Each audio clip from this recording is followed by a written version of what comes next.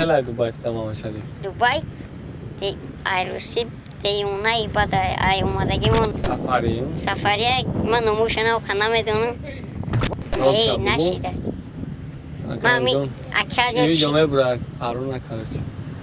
راست شبو بود نه سریوز نو خمی ای فراموش نمیشه وای نه دام شبو گوته ایزو نکرد.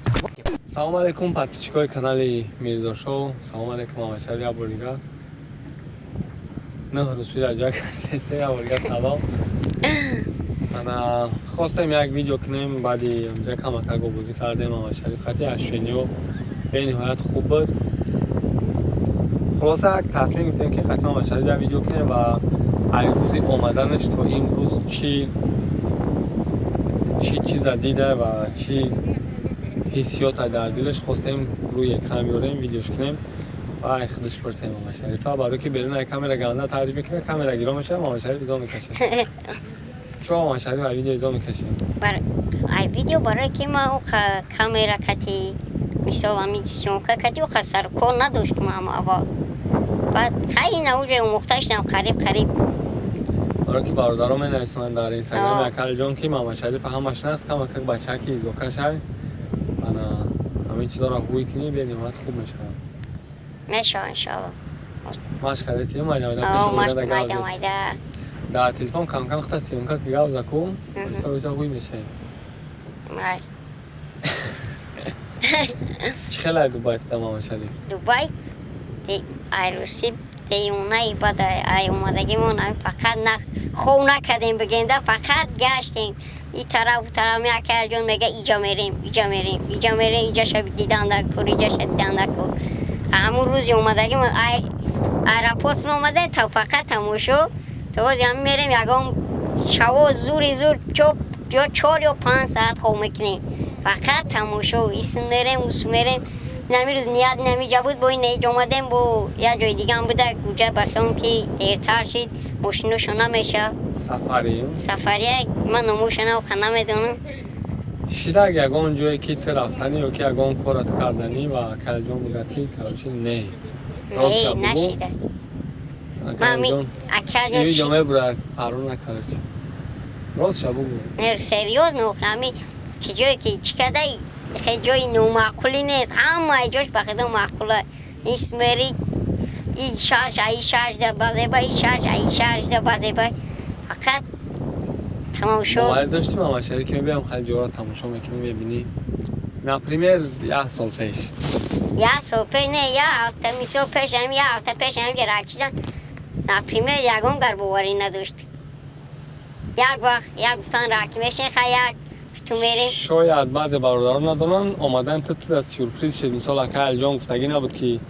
مامان شریف الان چطور میریم بیلیت چه گرفتم بعد خبر زدن که کارچ مامان شریف دوبای میریم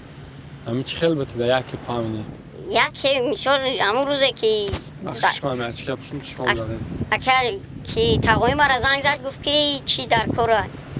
زاگرم در جای گفتم در شهرم گفت که زاگرم در کشته گفتم زاگرم در دستم نیست و گفت که کجا دای گفتم که در خونه و گفت که اگه صورت چه داری و گفتم که او در تلفن ماست و گفت که بستک ما میرم پیشت با اومد چلچش اومدن که با گفت که با کل کی تقویم گفت که چی داری اینترنت داری و گفت که کل جون پرسیدسته همون صورت چی شده صورت زاگرم در کجا یا که اینترنت نشه چیکار میکنه زاگرم مرا نگفتی برای که زاگرم فقط برای گفتم اگه چی اینترنت نشید گفتم زاگرم چیکار میکنه کل جون گفت که چی میکنه بخیل مسکو رفته سیان ترام میبرن پاما گفتم چون خیلی گفت که چی کنم همون صورت چه در تلفن داری گفتم ما گفت اینترنت داری گفتم ما با گفت که باز بگو زنگش میزنم اکل جون ده چی کنم میگیریم اینستاگرامش داری واتساپش داری و این میکنی با پرسیده گفت دارم با ما گرفتم با واتساپ خودم در اکل جون پافتم با خستیم رفتیم خونهش در خور رفتیم بگشت بود گفت که ببرین خوریم با سر شلوغ میری سر با خور خستیم اکل جون زنگ زد من گفت که جی جونره ما چی میکنم کار دارم تونم و یک ساعت 10-11 بوده اکل جون قطیکی اومد من چه ارزش اومدن و گفتن که چیه نه اومدن ما پیشون رفتیم چی رفتیم اونا افتا سنترکو انا اونجا زنگ زدم اونجا بیاین رفتیم پیشون گفت که کارچی چی میریم دوبای نه خونه تون میریم گفت خونه تون ولی تو درک نداشتی یگان چی درک نداشتیم گفت یا میریم خونه تون میریم برای رفته سبدیم که با هم خیلی چک چک کردیم اما خیلی هم نگو رفتیم خونه گفت که مسافت پدر تا کار داریم پدر جدا کسی رفتیم خیلی اوتام دو گرفتن جزاد گرفتن خیلی اوتام گفت که ماله با سر بلند سو دو برین بیاین گفت بعد هم خیلی هم چی کردم بواری خیلی بواری نشی بکر جان گفت که بیا برین چی کنی نه ویزا تا گفت خطی چی بلیت نشان دادن با خیلی رفتیم افس رفتیم خیلی جا بچه بودن با همجا ویزا را خطی چی نشان داد گفت که نه ویزا تایی نه بلیت تایی اوجا میرین گفت چی دوبای میرین گفت دوبای مسکو میرین بعد سریوز نه بوار کردم که گفتیم چی خونه برگشتی چی گفتن پدر؟ خونه برگشتیم پدر گفت چخلای گفتم خیلی همش تو غریب دای بلیت ملیت گرفتگی بدیم خیلی داد با خیلی تیاری دیدیم سر بود که پردیم اومدیم راست دیگه اومدن دا اکل جون گفت تو همون خبر نمیکنیم محمد شریفه بعد فکر کردم گفتم لو چتاقویش هم میپرسیم میکنم محمد شریفه قبل نزنه بعدا میریم ای پدرش دعا میگیریم اجازت شما میگیریم انشالله بعد میریم دوبای انا این ویدیو را اکل جون حاضر نیست پیش ممکن بینه در ویدیو میبینه رحمت اکل جون که سال همینجا آمدیم برای تماشا برای کلیپ کردن و محمد شریفه توش تو به یگان سرپرست خواستی محمد شریف بیاری تماشا کنه بیرون ای ویدیو مرا گفتگی بودی که مثال زمان بود که من خودم سخت میخواستم که یگان کس مرا برا مثال دوبای رم یا که یگان جورام یک شهر دیگر را تماشا کنم همه خیلی میخوام که محمد شریف رو همون جورا نگاه کنم مردک بودی هم خیلی بوده بیرون ای ویدیو هم خیلی گپا زد خیلی وابشیم رحمت محمد شریف تا اودا چی در کار و بورد رحمت کون نکرد بسیار شخصایی که میگن که مثال محمد شریف کم گپ زدن در محکمه ایزا میکشه همین طور حرکت که اصلاح کن فکر میکنم با کار خوبتر پیش میرود ایدم خوبتر پیش میرود رحمت شما که محمد شریف بگیم رید که ویدیو کرده است پس در ویدیو نیست پس کلیپ چیزو نکرده است نه که دستگیری های به نهایت خوب کرده است همون لایک ها و پرسموترا و همین چیزای شما سبب میشه که هم بلوگرها الهام میگیرن میخیزن هم کار خوبتر میکنن مثال محمد شریف میرزا شو دیگرش همیشه با همیا باشین لایک تون دریغ نداریم باردارا و پادپیسه کردن فراموش نکنین چون که کانال استاتستیکش من نگاه میکنم بسیار هم کانال ها من نگاه میکنم تماشا میکنم پادپیسه چنه همین چیزی به نهایت واجبه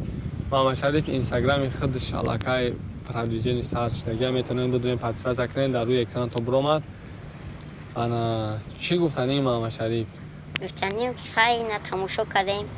ایسوس و همه خیلی رحمت کمون نگه مکر جونده که خیلی این سورپریز بود نبود که زتوی ناومدین تماشا کردیم دیونگی بعد گذشت نه سیم روزای خیلی نبود پگم همی جدیم تو ساتوی سه چوره تو رفتن مونه ممکن بود خاطرات خوب گرفتیم به حد خاطرات خوب گرفتیم چی توچکه نبود سیونکه نکردیم همشه سیونکه کردیم میره چی نقل میکنی خیلی اینترس میره مثال ای همون دوره که ای سمالیات فرامدی تو تا سمالیات شتن نقل میکنی یا ای فراموش نمیشه های نصیب انشالله بعد اینجا البوم از میریم اونجا هم سیونکو داریم انا کلیپ داریم دینمی منظره که دیده استین راستی گپ افتاب ای ایستش دگی